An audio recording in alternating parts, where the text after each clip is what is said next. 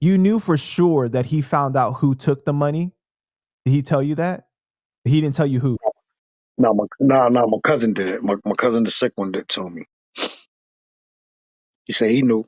And so during that time, you were still working for Terror Squad, even though he fired you from being his road manager, right?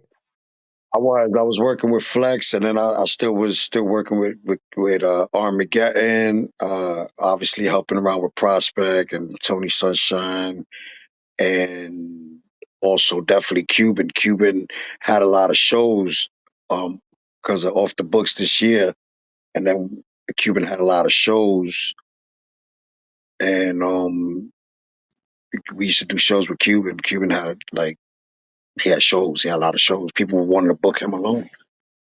And so it was like a year and a half that you guys separated at that time? Say about a year, like close to like maybe 9, 10 months, but that's a year roughly.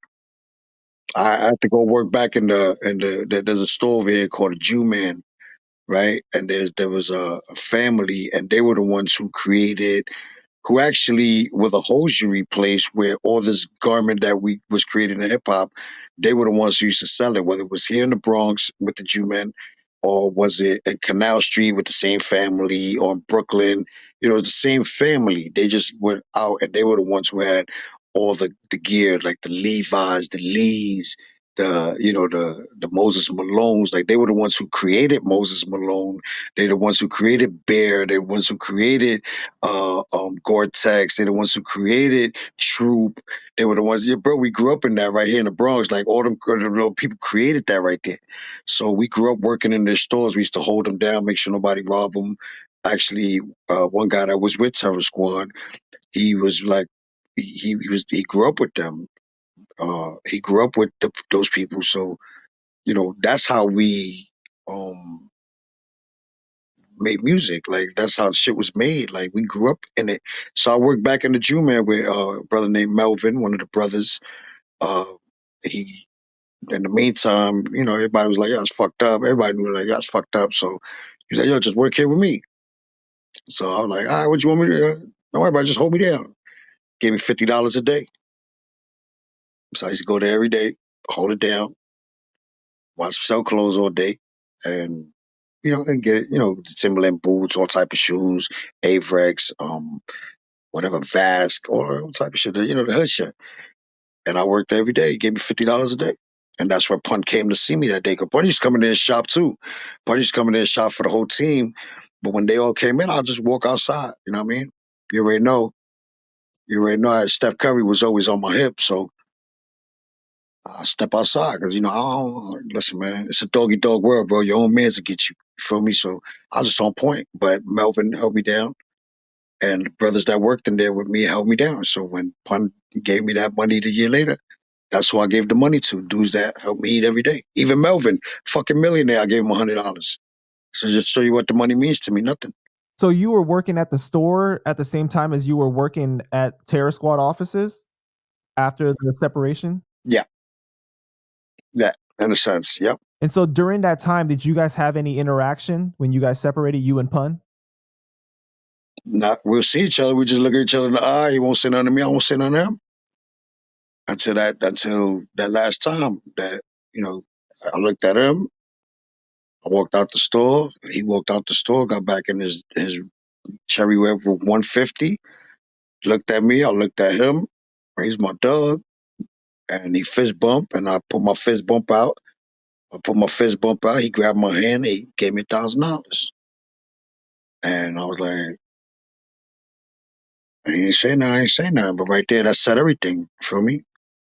That's like a man telling you, yeah, nigga, I was wrong, nigga. But, and then after that, we spoke again. All his cars were under my name, as my man. I'll do anything, to help my man out and to help myself out. You know what I mean? Like, he asked me, yo, could you put the car under your name? I'm gonna tell him no. Nah, dog.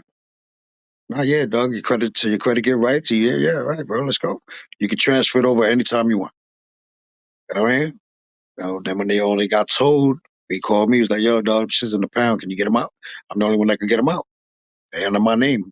You know what I mean? So I did that, but like I said, dog, like it's sad, but then again, it's a blessing, bro. Because look, I know he's with me because you're interviewing me, you asking me questions about this whole situation. Uh, And what was the vibe like between you and the other terror squad members at that time? Because you guys separated. Everything was still cool with everyone else though? oh yeah, I'm cool. I was cool with everybody. I'm still kind of cool with everybody there.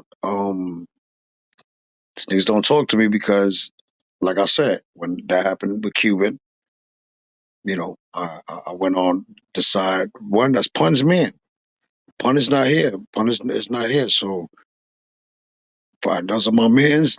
I'm gonna stay true to Pun. I'm gonna stay true to Cuban. You know what I mean? But I Again. mean like at that time where like you and Pun had separated that. Oh no, I was still working. I was still doing. I would still go to shows. I would still help Pun. I would still teach the dude that's help the new dude that was with him. I would teach him what to do.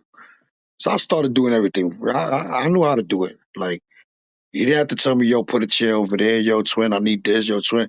Like I was already there. I was already doing shit, dog. Like I ain't had nothing. No, I'm cool with everybody. Like in a sense, but nah, they talked to me. But the whole Terror Squad was mainly rappers and like four other dudes.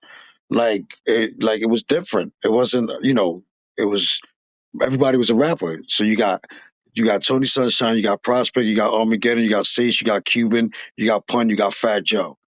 Then you got Macho, you got JB, you got Raul, you got Flex, and you got me.